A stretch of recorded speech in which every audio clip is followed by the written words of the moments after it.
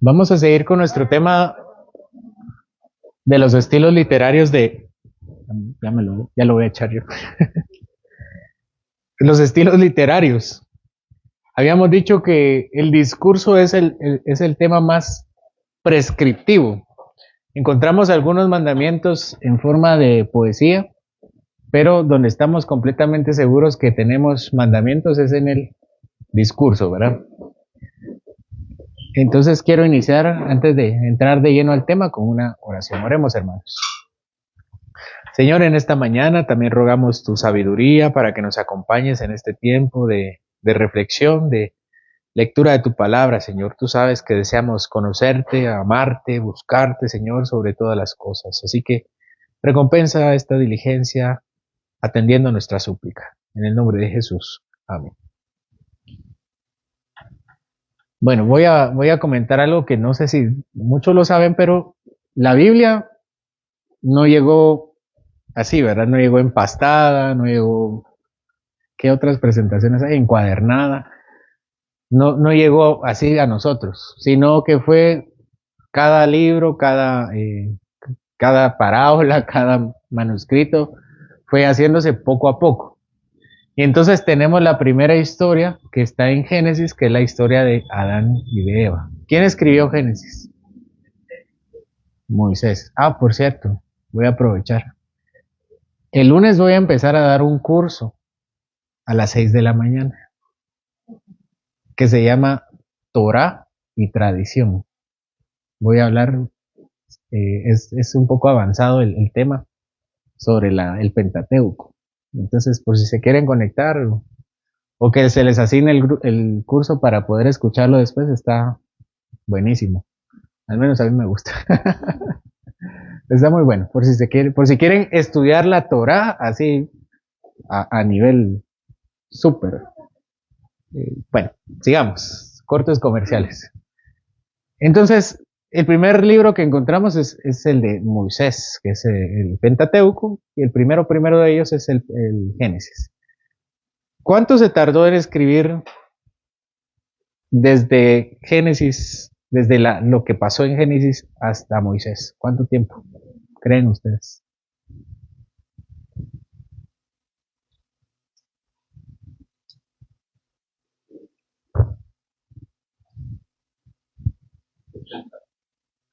Desde Adán y Eva hasta Moisés.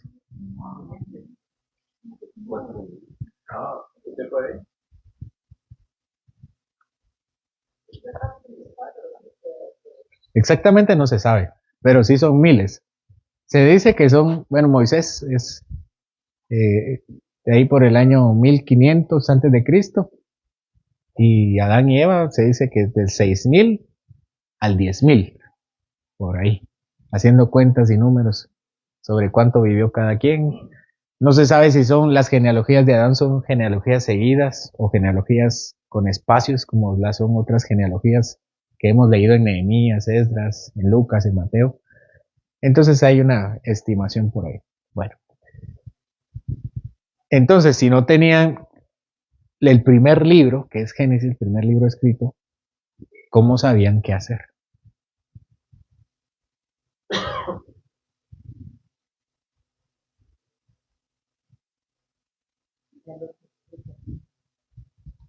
Ellos habían inventado la escritura, pero Moisés es el primero que escribe en Israel. Pero sí, en Israel. ¿Cómo? Había una enseñanza oral. Había una enseñanza oral, una tradición oral. Por ejemplo, tenemos la declaración del padre de Noé, que cuando nace Noé dice que este tal vez es el que nos venga a sacar o a quitar el yugo que el Señor nos ha puesto, refiriéndose al trabajo, ¿verdad? La dureza del trabajo. ¿Quién le dijo eso al padre de Noé?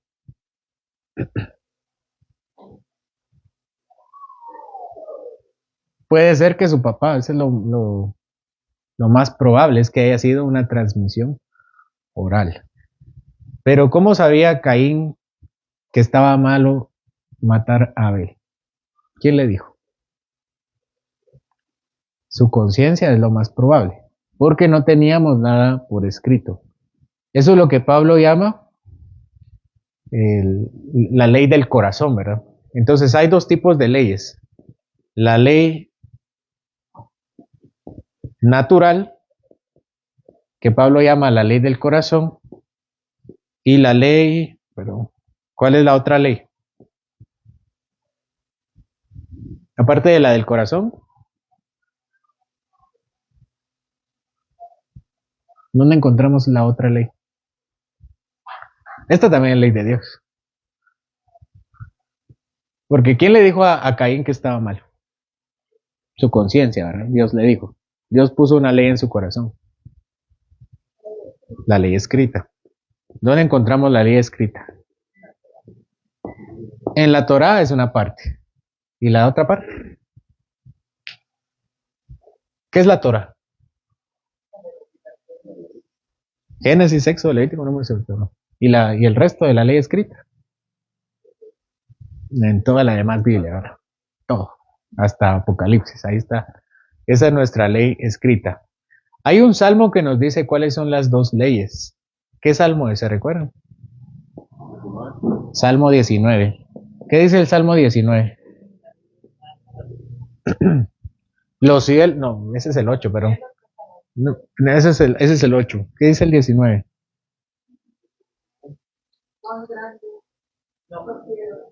Los cielos cuentan la gloria de Dios y el firmamento anuncia la obra de sus manos. Entonces, ¿qué cuenta la gloria de Dios? La creación, el cielo. ¿Y qué anuncia la obra de sus manos? Según este salmo. El firmamento. ¿Qué es el firmamento? El firmamento es lo que se mira al fondo, que puede ser el universo, el cielo y todo lo del fondo, eso es el firmamento, todo lo firme. Dice, un día emite palabra a otro día y una noche a otra noche declara sabiduría. ¿Qué está hablando aquí? ¿Qué es lo que emite una palabra? Según el Salmo. ¿Quién emite palabra? Según el Salmo. El día. ¿Y quién da sabiduría? ¿Quién declara sabiduría? ¿Qué es declarar? Decir. ¿Quién declara sabiduría? La noche. Dice, no hay lenguaje ni palabras, ni es oída su voz. Por toda la tierra salió su voz y hasta el extremo del mundo sus palabras. Entonces dice, se escucha sin palabras, se entiende sin letras. Eso es lo que está diciendo. Por ver la creación, se entiende la grandeza de Dios. Por toda la tierra salió su voz. Bueno, en ellos puso tabernáculo para el sol, y este, como un esposo que sale de su tálamo, se alegra cual gigante para recorrer el camino. De un extremo de los cielos es su salida y su curso hasta el término de ellos, y nada hay que se esconda de su calor. Y ahí termina la primera parte, que es la ley natural, de la naturaleza. De todo lo creado se entiende la gloria de Dios. Después, ¿qué dice? Versículo 7. La ley de Jehová es perfecta. ¿A qué ley se refiere? A la ley escrita. ¿Quién escribe este salmo? David. Vamos a ver, este salmo lo escribe David. ¿Qué documentos tiene David hasta este momento al cual puede llamar la ley de Dios? No tiene Apocalipsis, ¿verdad? ¿Cuál tiene? ¿La Torá? ¿O el Pentateuco? ¿O los primeros 5 libros de la Biblia? ¿Qué otra? Jueces probablemente. Probablemente tiene Ruth, que lo escribe Samuel, que puede ser que lo haya escrito Samuel. Tal vez tiene Job. Pero principalmente se refiere a la Torah, ¿verdad? Que es a lo que se le llama la ley. Sí. Bueno. Y después dice, el testimonio de Jehová es fiel, que hace sabio al sencillo, los mandamientos de Jehová son rectos, que alegran el corazón, el precepto de Jehová es puro, que alumbra los ojos. Entonces aquí habla de las dos leyes, de la ley natural y la ley escrita. Así que conocemos que hay dos leyes. ¿Cómo sabemos qué hacer con esas leyes? ¿Cómo sabemos qué es para nosotros?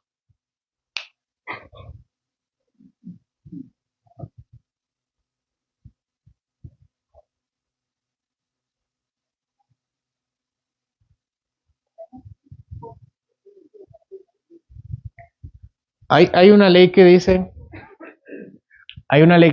que si el hermano muere, bueno, si el esposo muere y deja viuda a una mujer, entonces el hermano siguiente se tiene que casar. Si no se ha casado, se tiene que casar con la viuda. Es la ley del levirato o la ley del cuñado. ¿Cómo sabemos que esa ley del cuñado está vigente o no está vigente para nosotros?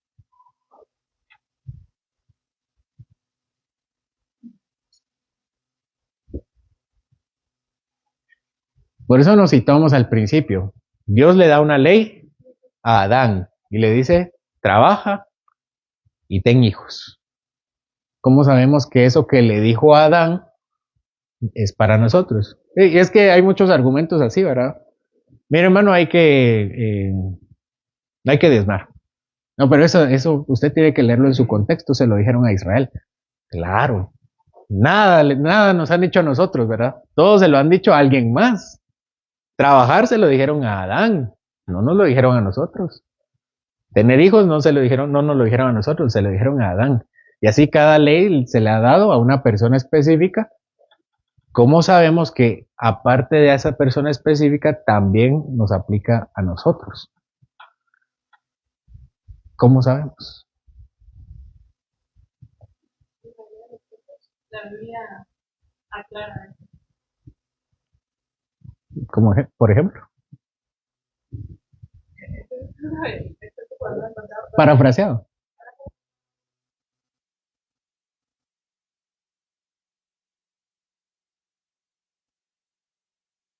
Un texto donde explicaba que no puede, que límites hay en el matrimonio y con quiénes no se puede. Sí, creo que es Levítico 19. Entonces, ahí explicaba un poco sobre la ley de esto. Lo tengo muy a la Biblia lo explica. Sí, para nosotros es fácil hoy entenderlo, es más fácil entenderlo, porque David tenía la Torah. ¿Qué tenía Adán? ¿Qué tenía Adán? Pero no escuché. Lo que Dios le había dicho. ¿Qué más tenía? ¿Qué tenía Noé cuando tenía 20 años? Una tradición oral. No tenía nada por escrito. ¿Qué tenía Moisés y el pueblo de Israel? Cuando inician, tienen los 10 mandamientos. Y así entonces la ley se va agregando y agregando y agregando. Y así van entendiendo. Para nosotros es más fácil porque tenemos ya nuestro canon completo, es decir, nuestra recopilación de libros completo. Y es más fácil entender qué es lo que quiere de nosotros el Señor. Y podemos ver en toda la Biblia. Entonces aquí hay una división que entendemos como sí, los tipos de ley, que es la ley moral, la ley ceremonial y la ley, ¿cómo se llama la última? La ley civil o judicial. Ceremonial o ritual, civil o judicial. Porque la Biblia no hace estas divisiones. No dice esta es ley moral, esta es ceremonial, esta es judicial. Pero en la Biblia vemos mandamientos que son morales, que son eternos y universales. Porque tenemos toda la Biblia, ya vemos todos los casos. Las ceremoniales son relativos al culto, a Dios. Y las judiciales relativos a la vida civil de Israel. Ahora, esto no lo dice la Biblia. Esta es una deducción después de leer la Biblia. Uno lee la Biblia y dice, me parece que hay unas leyes que son para todos, unas leyes que son respecto al culto y unas leyes que son solo para Israel. Uno lee toda la Biblia y dice, unas son para todos, hay unas que son para el culto y hay unas que son solo para Israel y ya no competen para nadie más. Eso uno cuando lee toda la Biblia deduce esto. ¿Cómo saber cuáles pertenecen a cuál? Entonces vean que la ley moral o las leyes morales son eternas y universales. Esto aplica para todo hombre. ¿Cómo sabemos que aplica para todo hombre? ¿Cuáles podrían ser algunos criterios? Por ejemplo, matar es malo como Ok. Hay una universalidad que es de la ley natural. Aquí en China matar es malo, ¿verdad? En Japón también. No he ido, pero también, me consta. ¿En dónde más es malo matar? En todos lados. ¿Qué pasa si alguien mata? ¿Qué le hacen? Le aplican una pena que puede ser prisión o pena de muerte. ¿Qué otra ley es universal? Robar. ¿Por qué es universal?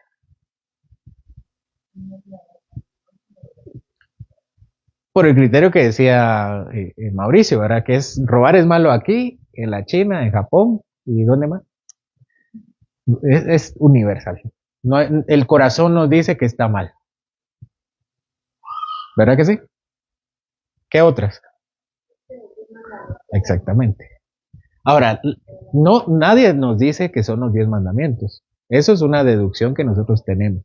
Eso es que nosotros pensamos que hay leyes que nadie nos dijo que está bien. Miren que hay ateos que dicen matar es malo. ¿Y a usted quién le dijo que matar es malo? Lo que pasa es que es obvio. ¿Obvio para quién?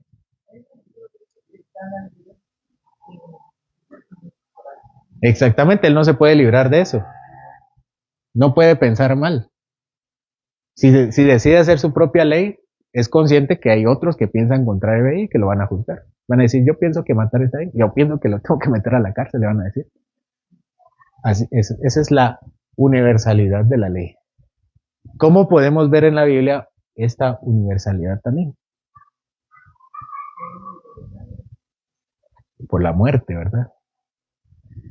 Entonces tenemos aquí que antes de establecerse el antiguo pacto, había leyes. Por ejemplo, la de Caín y Abel. ¿Qué hizo, qué hizo Caín en esta historia? Mató a Abel. ¿Y qué pasó? ¿Cuál fue su consecuencia? Ahí hubo una consecuencia. Entonces, aquí hay una ley. ¿Cuál es la ley?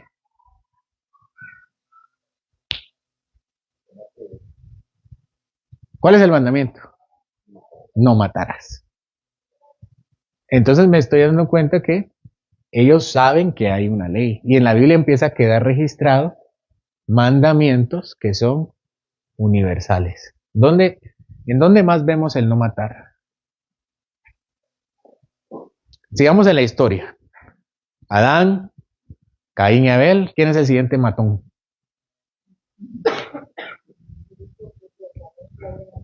Nimrod. Nimrod se llama, ¿verdad? Nimrod. Se enorgullece por esto, por el pecado. ¿Quién le dijo a Nimrod que eso estaba malo? Algo que traía en el corazón. Pero en la Biblia empezamos a ver esa universalidad. Siguiente matón. O siguiente ejemplo. Antes.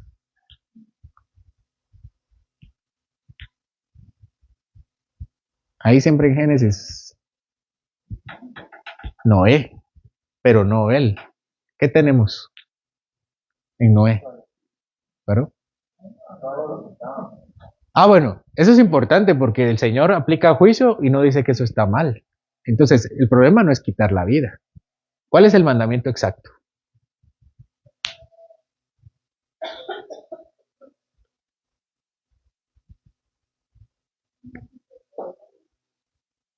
El Señor envía un juicio y se ahogan todos.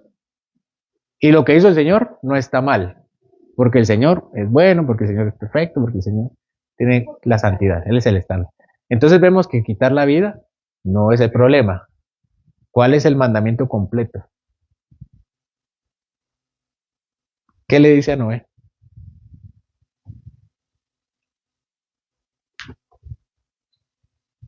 ¿Qué le dice el Señor a Noé? Él sí le dice, el Señor le dice, este es el apellido de la ley. No matarás es el nombre y el apellido. Hermanos, ¿qué le dijo sobre matar? Dios a Noé, ¿qué le dijo? El que derramare por su sangre morirá. ¿Cuál es el mandamiento completo? Tú no matarás. Tú, hombre. Entre los hombres no se quitan la vida arbitrariamente. Ese es el mandamiento. El mandamiento no es quitar la vida, porque el Señor les quitó la vida. El mandamiento es, tú como hombre no tienes el derecho de quitarle la vida a nadie. Ese es el mandamiento completo. ¿Sí? Y cuando el magistrado aplica un juicio y le quita la vida a alguien, él no está haciendo, si lo hace arbitrariamente, está pecando. Es bajo la autoridad de Dios que le da la espada. Le dice, yo soy quien te doy la espada y tú puedes quitar la vida. Es decir, tú puedes aplicar no el asesinato, pena de muerte. Es diferente. No nos confundamos. Igual con las relaciones sexuales. ¿Cuál es tener relaciones sexuales no es malo? ¿Qué es lo malo? Fuera del matrimonio, ¿verdad? Entonces, no nos perdamos. Quitar la vida no es malo. Entre nosotros, si no hay autoridad, no. Si no hay autoridad civil, no. Igual, relaciones sexuales no es el pecado. El pecado es, en un contexto sí, que es el del matrimonio, en otro contexto no, que es fuera del matrimonio. Entonces, regresando al tema, empezamos a ver que la ley es universal, universal, universal, universal, hasta que llega un punto donde se escriben. ¿Y dónde vemos esta ley? De no matarás, cuando se escribe. En los 10 mandamientos. Ok. Entonces vemos que estos 10 mandamientos son morales porque son para todos. Aquí no importa si es parte de Israel o no es parte de Israel, si está en China, en Japón, en Guatemala o en donde sea, en China o en Chinautla. Aquí lo que importa es que a todos les está aplicando. ¿Qué otra ley empieza a ser universal?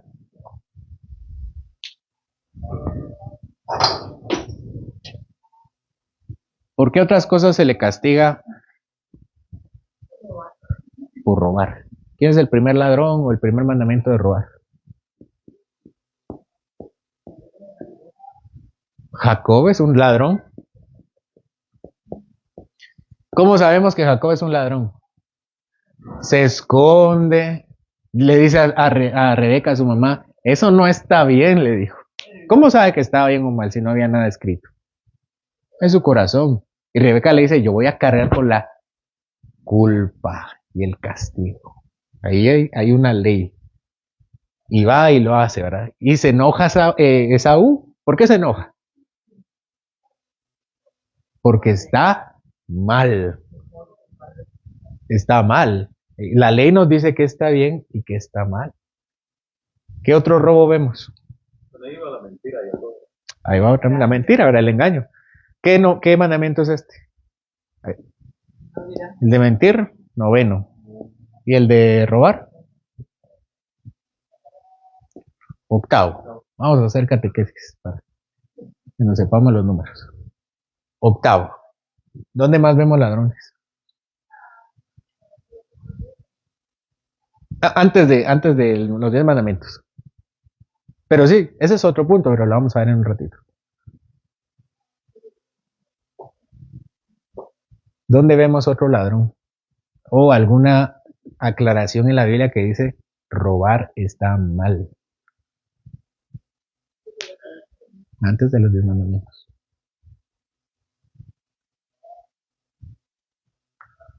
Tenemos el ejemplo de la esposa de Jacob, Raquel. ¿Qué robó Raquel? Los ídolos de su padre. Eran ídolos, pero los robó. ¿Qué hizo Raquel? Los esconde. Ahí está. ¿Eso qué significa? Que está mal. Es una ley, es culpable. Ahí se refleja la ley del corazón. Entonces empezamos a ver que hay ciertas cosas que sin importar que estén escritas, están mal. En Génesis nos empieza a decir, a declarar. Y a veces hay ocasiones donde el Señor dice, eso no está bien. Y hay otras donde dice, se esconden, o hay culpa, o hay castigo. Y empezamos a notar una universalidad en estos 10. Y estos 10 simplemente es poner por escrito aquello que ya se había visto antes, que estaba mal. También mintió varias veces con su esposa. Y el Señor lo regaña y regaña al faraón. Abimelech también se lo reclamó porque fueron 2 veces. Y también Isaac, y Abimelech le vuelve a decir a Isaac. Entonces vemos que ahí hay juicios, hay culpa, hay castigo, hay declaraciones que están mal, hay gente escondiéndose, porque hay una ley. Entonces, ¿dónde vemos aquí las leyes? También se esconde. Exactamente. Hay una universalidad de la ley. Ahora, antes de la ley, ¿dónde está el pecado de no sacrificar en el templo? ¿Dónde está el pecado de no sacrificar en el templo? No hay pecado. Viene Caín y Abel y sacrifican ¿dónde? En un lugar ni se dice dónde es. Después, ¿qué otro sacrifica? Noé sacrifica. ¿En dónde sacrifica? En el monte Ararat, parece. Del arca, sí. Sí, puede ser que haya sido. ¿Qué otro ejemplo tenemos de sacrificio? Tenemos a Job, Jacob, Abraham, Isaac que sacrifican. Ok, entonces vemos que sacrificar en el templo no es una ley moral porque no es universal. ¿Sí? Y vamos a empezar a ver en la Biblia cuáles son los detalles de cada ley. ¿Cuál es la ley del sacrificio? ¿Cuál es la primera ley sobre el sacrificio?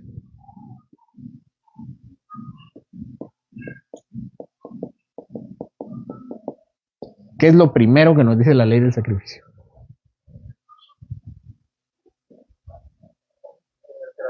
A Jehová.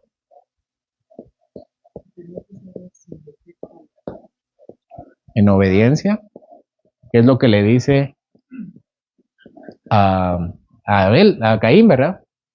Si hubieras hecho bien, no, ¿por qué te enojas? ¿Qué más tenemos sobre el sacrificio? Empezamos a ver que el Señor empieza a recibirlo y que si no se presenta así, está mal.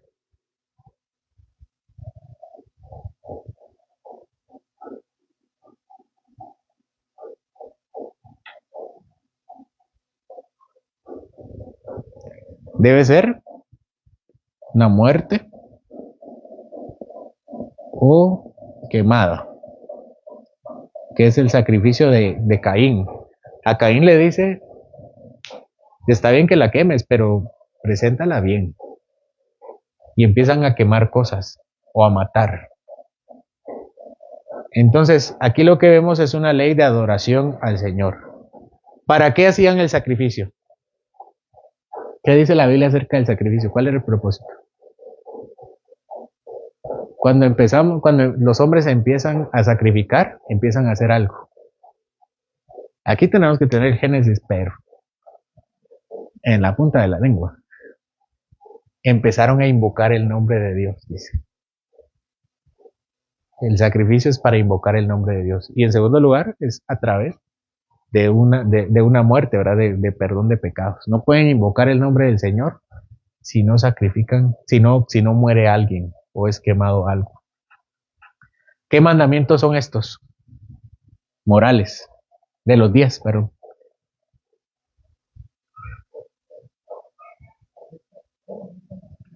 El primero, la adoración es al Señor. Segundo, que es, hazlo bajo mis términos. porque no aceptó la ofrenda de Caín,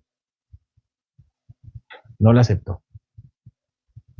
Y además, la única forma en que Dios aceptaba la ofrenda era que fuera muerte, que fuera quemada, esas eran las condiciones. Bueno, ¿dónde están estos mandamientos? Están en el Decálogo. Entonces se dice que el Decálogo es el resumen de la ley moral de Dios. El 1 tiene estas características, el 2 tiene estas características también, hablamos del 9, tiene ciertas características, el 8 tiene ciertas características, hablamos de que el 6, que es no matarás, dice no matarás en tus iguales, ¿no? El problema no es la muerte, el problema es quitarla arbitrariamente. Entonces vemos que todo eso está resumido acá. El otro criterio que tenemos, que empezamos a ver, es que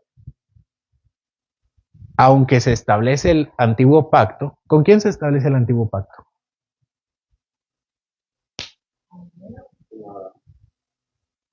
Después,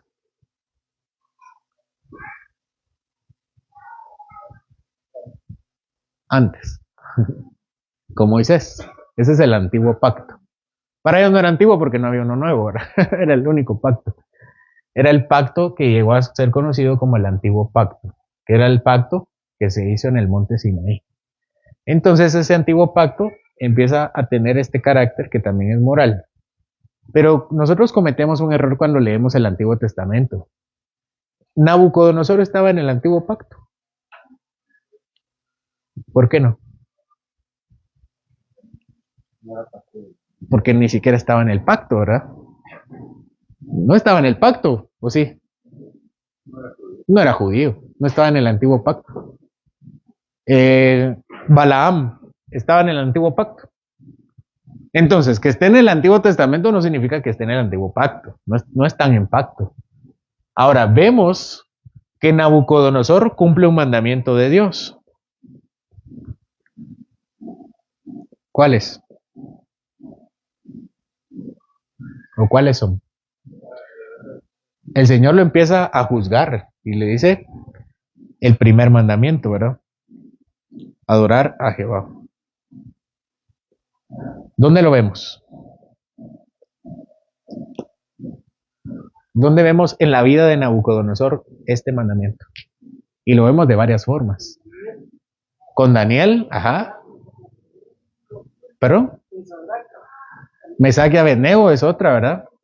Ese es el segundo, ¿verdad? No imagen, ¿verdad? Él hace una imagen y Sadrach, Mesac y Abednego no se arrodillan a la imagen y los castiga y el Señor les libra del castigo. Ahí hay juicio, ¿verdad? Hay un juicio y el Señor dice, no, eso no está mal, yo los voy a librar porque eso está bien. Vemos la locura de Nabucodonosor, él se exalta y el Señor le dice, cálmate un poquito, bájate de tu moto, entonces lo pone en su lugar y lo castiga, le hay un juicio. Él no está en el antiguo pacto, pero hace por naturaleza justamente los 10 mandamientos y el Señor lo juzga por eso. Cuando él sale de su locura, hace algo también. ¿Qué es lo que hace? Adora a Dios. ¿Y qué más? Manda que todos, no dice que todos adoren, porque no puede, ¿verdad? Él no puede obligar al corazón, pero sí puede hacer algo. ¿Qué es lo que hace? ¿Qué cosa? ¿Cuál es la ley? Sí, prohíbe toda la idolatría. No dice tenga en su corazón, eso depende de cada quien. Pero usted no puede hacer otra cosa. Si quiere adorar, solamente adore al Señor. Solo es el único digno. Es parte de la ley moral.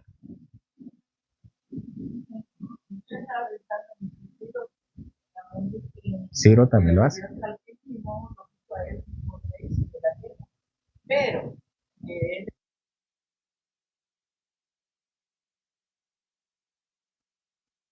un decreto de ley que los que quieran en Esdras. Y Dios le dice a que Ciro es su siervo. Y que oren por que oren por él. Sí. Darío también lo hace. Artajerjes también lo hace. Darío, Darío el Grande y Darío el Persa. Darío el Persa es el del Foso de los Leones, que es otro Darío. Entonces tenemos que personas que no están que ya está Israel acá, ya está el antiguo pacto, y ellos no están en el antiguo pacto, ellos no están en pacto, de hecho, y lo hacen, cumplen los 10 mandamientos que por naturaleza están en su corazón. Llega el nuevo pacto,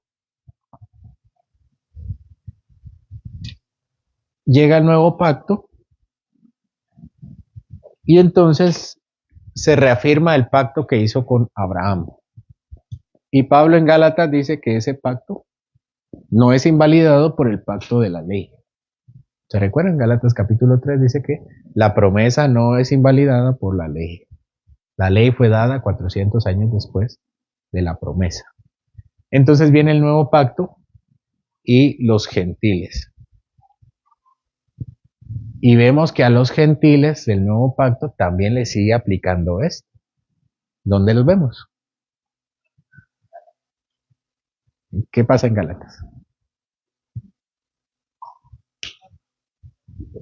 Tomemos cualquiera.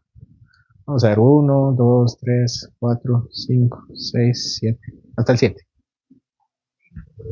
¿Qué tenemos? ¿Dónde los tenemos en el nuevo pacto?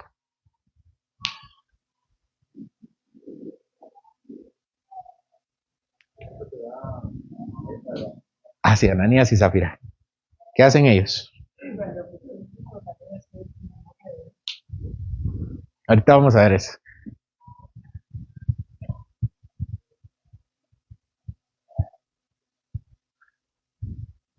Bueno, ¿la Santa Cena es universal o no es universal? ¿Es para todos los hombres? No, ¿verdad? No es universal. Así que no es parte de la ley moral. Ok, pero eso lo vamos a ver después. Y 10. No, hay un falso testimonio, ¿verdad? Ananías y Zafira. Zafira es con S. ¿Qué más? Con C. ¿Qué cosas estaban haciendo? Ahí está. ¿Qué mandamiento es ese? Séptimo, ¿verdad? Entonces había el hijo con su madrastra.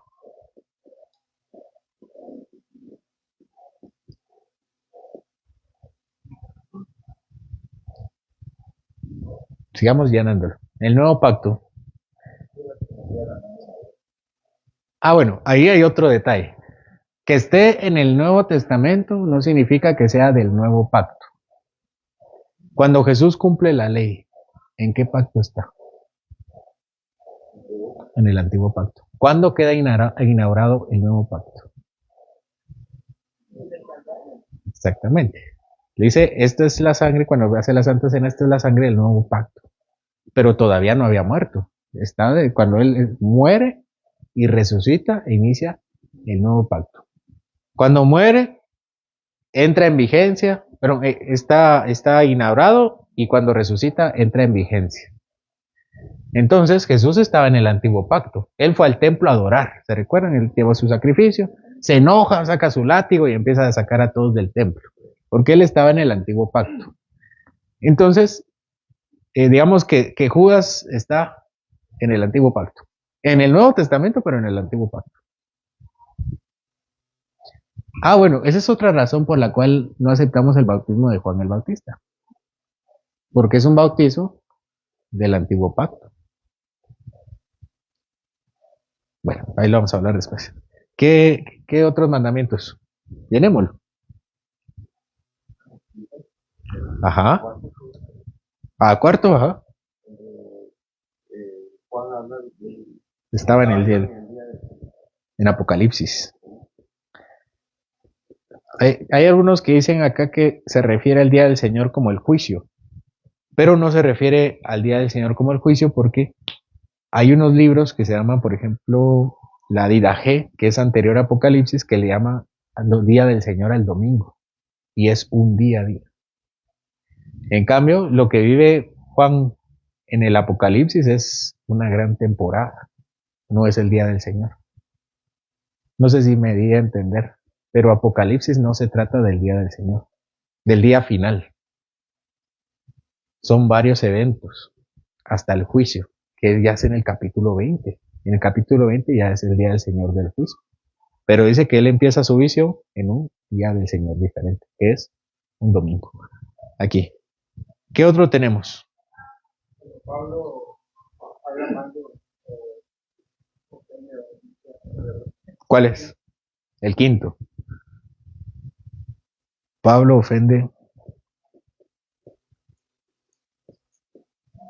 a Ananías, creo que fue. Le dice, el Señor te golpeará en la cara. Y le dice a alguien, así le hablas al sumo sacerdote. Perdón, dice. No dice perdón, pero parece que se disculpa y no sabía porque la ley dice, no, esa ley no cita. Al príncipe de tu, no maldecirás, creo que dice, al príncipe de tu pueblo. Uh-huh. ¿Qué más? Bueno, aquí también tenemos el que tenía yo en mente, es el de Pablo. Pablo dice, le dice a los hijos, honra a tu padre y a tu madre para que te vaya bien y seas de larga vida. ¿Se recuerdan? Pablo dice eso, creo que en Efesios. Le dice a los hijos, honra a tu padre para que te vaya bien y seas de larga vida. El mandamiento original dice en la tierra que el Señor tu Dios te da, pero Pablo solo dice larga vida. Bueno, ese es el punto. Ya me estoy extendiendo mucho. Ese es el punto. Que vemos los 10 mandamientos universales en el Antiguo Testamento, pero fuera del Antiguo Pacto. En el Antiguo Pacto, porque el Antiguo Pacto se dio los 10 mandamientos, y en el Nuevo Testamento, en el Nuevo Pacto. ¿Cómo sabemos que es para nosotros? Porque siempre fue para todos los hombres. ¿Sí? Siempre. Con Adán, con todos los que estaban antes de Abraham, con Abraham, todos los que estaban antes de Noé, todos los que estaban antes de Moisés. Con Moisés se les volvió a dar la ley y ahí estaban incluidos. Los que estaban fuera del pacto también los tenían. Y cuando llegó el nuevo pacto, ahí también estaban. Siempre han estado en toda la Biblia. Para todos los hombres sin excepción. ¿Sí? Por eso decimos que esas leyes son morales. Esa es la primera categoría. Y nos vamos a quedar ahí. ¿Sí? ¿Dudas? ¿Comentarios? por ejemplo, alguien que para nosotros la universidad es obvia, pero hay otros que se puede cuestionar cuando se ve desde una perspectiva particular. Por ejemplo, el día del Señor, El cuarto. Uh-huh. pero ¿cómo asumiríamos que es universal? Y para nosotros es malo. Bueno, todos tenemos un día de descanso. Aquí en la China y en Japón. ¿Verdad? Algunos trabajan sábado y saben que quieren descansar sábado. Si yo les pregunto a alguien en la China y les digo, ¿qué días les gustaría trabajar? Bueno, ninguno. No, hombre, seamos realistas. Les digo. ¿Qué días? Bueno, de lunes a viernes. Sábado, descansar, domingo, también. Entonces sí hay un concepto de un día de descanso. Como hay un concepto de que hay un Señor que hay que adorar. Entonces sí hay una universalidad. No hay persona que no tome un día para descansar. O que no le gustaría. Es igual, ¿verdad? Que no matar. Quien mata sabe que está haciendo algo malo. Quien trabaja sábado y domingo dice, yo no quiero trabajar sábado y domingo. No quiero trabajar nunca, pero tal vez nunca sábado y domingo. Pero uno sabe que trabajar está bien, ¿verdad? Que hace uno en su casa siempre. Dice, ay, vamos a trabajar. Pero sábado y domingo sí. Porque hay un entendimiento de que hay un día de reposo, de descanso. Hay una universalidad de esa ley. Y después tenemos toda la evidencia bíblica. ¿Dónde se ve el día de reposo antes de Moisés?